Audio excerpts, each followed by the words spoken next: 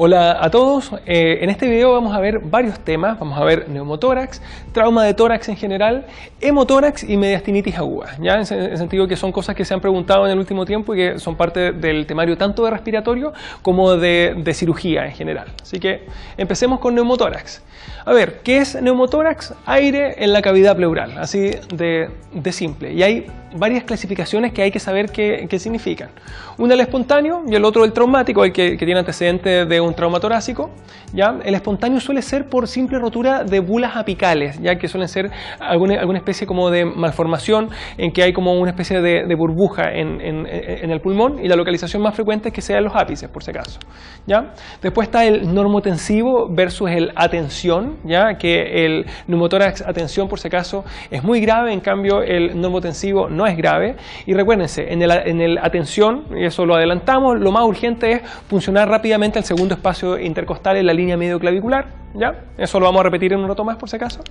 Después tengo el neumotórax cerrado versus el neumotórax abierto, que es el que hay una herida que se comunica con el exterior, y en ese caso sepan que uno suele hacer una cirugía, eso es lo más importante, pero hasta que se haga la cirugía al menos se pone un sello con, o sea, como un parche, pero con sello solamente en 3 lados, como para que actúe como válvula y evite que siga, evite que siga entrando el aire desde afuera por la herida, ¿ya? Ahora, aparte está la clasificación entre primario y secundario. El secundario es el que es secundario a una enfermedad pulmonar, como por ejemplo el EPOC o alguna otra cosa que produce hiperinsuflación en el fondo, y eso hace que se reviente el pulmón y que se salga el aire, ¿ya? Ahora, lo importante del secundario es que es más grave, porque si ya le costaba respirar con el EPOC más un neumotórax le va a costar respirar más todavía. En cambio, el primario suele no ser grave a menos que sea atención, ¿ya? Y eso no hay que confundirlo con el primer episodio versus recurrente, o sea, secundario no es recurrente, secundario es secundario una enfermedad, recurrente en cambio es el segundo episodio, ¿ya? O el tercero, en el sentido que el primario por regla general no se opera, en cambio, el primer episodio por regla general no se opera, en cambio el recurrente del segundo episodio en adelante es indicación de cirugía, ¿ya? Empecemos con un poco de la clínica. ¿Cuál es la clínica de un neumotórax espontáneo? Por regla general, dolor, ¿ya? Duele y es un dolor tipo pleurítico, o sea que aumenta con la inspiración, ¿ya? Aparte de eso puede haber dificultad respiratoria, disnea, ¿cierto? Y en la ocultación lo característico es que hay una disminución del murmullo pulmonar, ¿ya? En sentido de que está el aire ahí que no deja escuchar bien, y que a la percusión tengo hipersonoridad, o sea, se escucha más fuerte la percusión, ¿ya? Ahora, el diagnóstico no es clínico, el diagnóstico es con la radiografía, y sepan que se pide una radiografía de tórax idealmente en expiración máxima, o sea que haya botado todo el aire, ¿ya? El tratamiento del neumotórax espontáneo va a depender del tamaño, ¿ya? Por regla general, cuando es un neumotórax más grande o moderado, más de 15%, en ese caso uno le tiene que poner un tubo pleural, ¿ya? O una toracostomía con trampa de agua, ¿ya? En cambio, cuando es muy pequeño, menos del 15%, en ese caso uno simplemente le deja AINES, o sea, analgésicos, porque duele, ¿ya? Más una radiografía de control que se hace esto en 4 a 6 horas después, ¿ya? O sea, el tamaño me cambia un poquito el manejo. Ahora, si es que en la radiografía de control de este neumotórax pequeño aumentaba el neumotórax y era más grande, bueno, estoy obligado a ponerle el tubo igual, porque esto va a seguir avanzando en el fondo y va a pasar a ser mayor de 15%. Si es que en cambio si permanece igual o si está un poquito más pequeño, que en general se mantiene igual, en ese caso puedo observar y dejo solamente los analgésicos y me ahorro en el fondo el tubo pleural, que es algo doloroso, ¿cierto? Invasivo, etcétera, ¿ya? Ahora, cuando es recurrente, ya dijimos, en ese caso hay que hacer una cirugía, y la cirugía por si acaso se llama la pleurodesis, en el sentido en que se sella la pleura, se pega para evitar que esto se reproduzca. Y algo importante, en el recurrente me da exactamente igual si es grande o pequeño, o sea, si alguien me dice que hago con un neumotórax estrictamente apical, muy chiquitito, en alguien que ya tuvo un neumotórax antes, cirugía, ¿ya? O sea, en el fondo, con que sea recurrente, aunque sea muy pequeño, la indicación es quirúrgica igual, ¿ya? En general, en las imágenes que ponen en el EUMNACOM es imposible que les pongan uno muy pequeño, así que si es muy pequeño lo van a describir. Y lo van a describir como de 10% o menor a 15%, o bien estrictamente apical, así de 1 o 2 centímetros en el ápice. En el sentido de que si ya pasa de los 3 centímetros, en ese caso va a ser grande, ¿ya? Ahora, ahí hay una imagen, hay un neumotórax en el lado derecho y se ve en el fondo el pulmón colapsado, ¿cierto?, hacia medial y con pérdida en el fondo de la trama vascular en el resto del campo pulmonar derecho, ¿ya? Ahora, el neumotórax a tensión tiene una clínica distinta y hay que saberla muy bien porque el diagnóstico de esto es clínico y es una urgencia, ¿ya?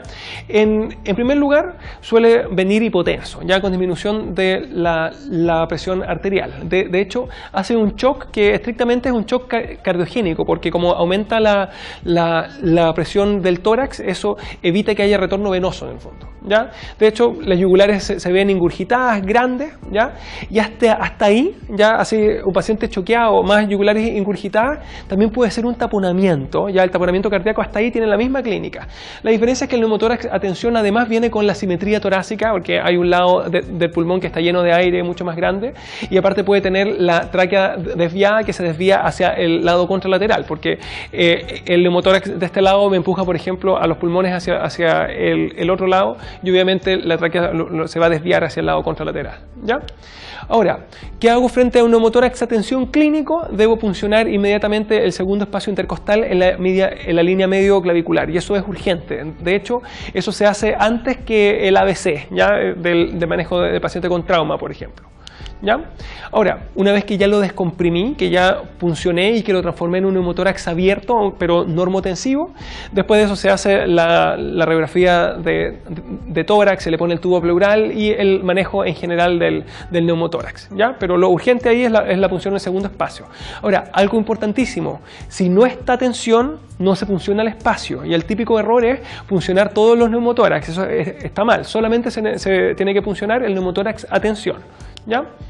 Ahí hay una radiografía que se ve que hay un neumotórax gigante en el lado derecho. Bueno, la radiografía no se ve muy bien, pero se ve el corazón desplazado y todo desplazado. Pero repito, el diagnóstico no es con la radiografía, el diagnóstico es con la clínica. Por lo tanto, esa radiografía tiene algún grado de negligencia médica en el sentido de que debió haberse puncionado antes de llevarlo a rayos, ¿ya? Ahora, otra cosa que se ha preguntado es la lesión traqueobronquial, ya que habitualmente como antecedente tiene un trauma ya sea por bala o por arma blanca, o bien algún trauma torácico que pudo haber roto en el fondo la tráquea o algún bronquio, ¿ya? ¿Cuál es su clínica? Neumotórax, más que al ponerle el tubo burbujea y burbujea de manera continua, en el sentido en que cada vez que sale un poquito de aire por el tubo, le entra el aire por la lesión en la tráquea o en el bronquio, ¿ya? O sea, es un neumotórax que no responde al tubo. Y la conducta, por si acaso, es la cirugía, porque hay que ir a ver exactamente qué es lo que está roto para poder suturarlo, ¿ya? Como tema aparte, trauma de tórax, es algo que se pregunta, no con mucha frecuencia, pero se pregunta igual. Si alguien tiene un trauma cerrado, así un golpe en el tórax, lo importante es pedirle una radiografía de tórax, ese es el enfrentamiento, y manejar según los hallazgos, ¿ya? Ahí, por ejemplo, si es que muestra que hay una contusión pulmonar, que se ve como infiltrados alveolares, en ese caso se le da simplemente soporte, ¿ya? Ahora, alguna cosa importante, estos infiltrados es sangre, en el fondo es un golpe en el tórax que hace que los alveolos sangren, y eso puede ser bastante grave. O sea, una contusión pulmonar suena como algo no tan grave, pero en algunos casos puede ser muy grave. Así que el soporte va desde simplemente darle oxígeno hasta eventualmente intubarlo e incluso conectarlo a un ventilador mecánico, ¿ya? La otra puede ser un neumotórax, que ya dijimos cómo se manejaba, ¿cierto? Puede haber también un derrame pleural, y en el caso de que la radiografía me muestre un derrame en contexto de un trauma, eso es un hemotórax y hay que manejarlo como hemotórax, que lo vamos a ver en un rato más, ¿ya? Y además está la típica complicación que se ha preguntado, que es el tórax volante. ¿Qué es esto? Es que tiene dos o más costillas que están fracturadas, y están fracturadas no en una sola parte, sino que en dos, así que son fracturas de tipo segmentarias, y eso hace que quede una zona del tórax que se mueve de manera independiente, así que eso me altera mucho la mecánica ventilatoria también, ¿ya? ¿Cuál es el tratamiento del tórax volante? Que es lo que se ha preguntado. Analgésico, en el sentido en que las fracturas en las costillas duelen mucho, ¿ya? más la ventilación mecánica, ¿ya? Acá, en general, uno no los opera, uno no los venda, no los inmoviliza, sino que simplemente se va al soporte ventilatorio más los analgésicos. Y por si acaso, no es el tórax volante en sí lo que genera el mayor daño, sino que es la contusión pulmonar que suele estar detrás, ¿ya? Eso suele ser lo que produce más síntomas, ¿ya? Finalmente, si alguien tiene simplemente una fractura costal, la conducta es analgésico, advirtiéndole que el golpe en el tórax le dolió y seguramente le va a doler por un tiempo un poquito más largo de lo normal, en el sentido en que las fracturas demoran como un mes más o menos en que se elimine el dolor por completo. A veces un poco menos, por si acaso. Ahora, sepan que las fracturas costales en sí no son graves, lo grave es lo que puede haber detrás, o sea, si es que hay o no un neumotórax, una contusión pulmonar, ¿ya? Cuando hay un trauma por arma blanca, en cambio, el manejo por regla general es el mismo, dígase hacer una radiografía de tórax, más un manejo según los hallazgos, pero hay algunas excepciones, que son, uno, que hay una clínica de neumotórax a tensión, en ese caso, antes de la radiografía, antes de cualquier cosa, hay que hacer la punción en el segundo espacio intercostal, ¿ya? Y, segundo lugar, cuando hay una clínica de taponamiento cardíaco, que por si acaso es muy similar, solamente que sin las alteraciones pulmonares, sino que solamente la hipotensión y la ingurgitación yugular. En ese caso la conducta igual es puncionar urgente, pero el pericardio, o sea, hacer una pericardiocentesis urgente para descomprimir el taponamiento y salvarle la vida al paciente, ¿ya? Ahora, en el caso de un trauma por arma de fuego, debería decir ahí, sale arma blanca, pero un trauma por arma de fuego, eso es cirugía siempre, en el sentido en que toda bala igual cirugía por regla general, ¿ya? Igual se pide la radiografía, pero uno sabe que eso va a ir a cirugía, un trauma por arma blanca. Ya, el otro tema era el hemotórax. Recuérdense que la clínica es un trauma de tórax que luego evoluciona con un derrame. Uno asume que todo derrame más un antecedente de trauma es un hemotórax. A veces uno se equivoca, pero eso es la forma de verlo. El derrame va a ser tanto clínico, o sea, matidez, disminución del murmullo pulmonar, etcétera, más la clínica, más la radiografía de un derrame, ¿ya? Ahora, ¿cuál es la conducta frente a un hemotórax? Ponerle un tubo, ¿ya? El tubo pleural, o sea, es para neumotórax y para hemotórax también, ¿ya? Y ahí va a depender si es no masivo, ¿ya? Que en ese caso simplemente se va a quedar con el tubo pleural hasta que deje de sangrar, o bien si es masivo, ¿ya? Que en ese caso hay que abrirlo, hay que ir a ver en dónde está sangrando para poder cerrarlo, ¿ya? En el sentido que el riesgo ahí no es solamente la parte respiratoria, sino que el paciente se puede desangrar, ¿ya? Ahora, ¿cómo se define un hemotórax masivo? Que dé más de 200 cc por hora el tubo, ¿ya? O sea, el tubo se pone siempre, pero si es que tiene un flujo muy alto, más de 200 cc por hora, habitualmente por 2 a 4 horas por lo menos, uno tiene que abrirlo. Y lo otro es que me dé más de 1500 cc en total. Ejemplo, que me dé 1600 cc al poner el tubo, o bien que me dé 1000 cc, pero después en 2 horas más ya me haya dado los 500 cc que faltaban. En ese caso también es masivo, también hay que abrir, ¿ya? Y el último tema, la mediastinitis aguda, ¿ya? Que hay que saber primero sus causas. La clásica y más frecuente, por si acaso, es la perforación esofágica. Y hay que saber que las causas de perforaciones esofágicas son las que están ahí. La más frecuente, iatrogénica, secundaria una endoscopía, ¿ya?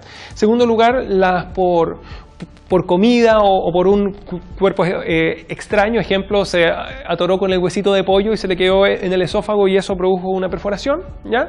Y el otro es el síndrome de Boerhaave o Boerhaave o como sea que se pronuncie en alemán, ¿ya? Que por si acaso es una perforación esofágica secundaria a vómitos, ¿ya? El paciente vomita y luego evoluciona con la clínica de la mediastinitis y ahí uno asume que hay una perforación, ¿ya? Y la otra causa de mediastinitis en general, aparte de la perforación esofágica, son las infecciones de cuello, donde lo más importante es que habitualmente tengo un absceso que viene de arriba, como un absceso periamigdalino, de las amigdalitis en el fondo, que luego se vuelve parafaringio o retrofaringio y eso va disecando hasta que llega al mediastino en el fondo y produce ahí la infección, ¿ya? Eso, o sea, perforación esofágica e infecciones de cuello son las causas de la mediastinitis aguda, ¿ya? Ahora, ¿Cuál es la clínica? La clínica en general es dolor torácico, ¿ya? Más un cuadro séptico en general, dígase fiebre, compromiso de estado general, puede venir con un shock séptico, con compromiso de conciencia. En resumen, puede ser muy grave, porque los órganos importantes que hay en el mediastino son muy importantes, ¿ya? Como por ejemplo el corazón, la vena cava, la aorta, el nervio frénico, o sea, en el fondo hay cosas muy importantes y por lo mismo puede ser una sepsis bastante grave, ¿ya? El diagnóstico, una vez que yo tengo esa sospecha, se hace con el TAC de tórax, que ahí se ven las colecciones en el mediastino, ¿ya? Y el tratamiento son antibióticos de amplio espectro que cubran todos los bichos, en el fondo gram negativos, gram positivos y anaerobios, o sea, de amplio espectro más cirugía. Hay que hacer una cirugía mediastínica para drenar justamente la pus que se puede acumular y eventualmente para cerrar la perforación esofágica o drenar el absceso que está siendo la causa. O sea, en el fondo, la mediastinitis aguda se opera, antibióticos más cirugía, ¿ya? Finalmente sepan que si bien el TAC es el examen de elección, la radiografía de tórax puede ayudar en el sentido en que puede mostrar un neumomediastino, o sea, aire en el mediastino, y eso es una cosa muy sugerente, ¿ya? Y esa fue la clase de hoy. Nos vemos en la próxima clase.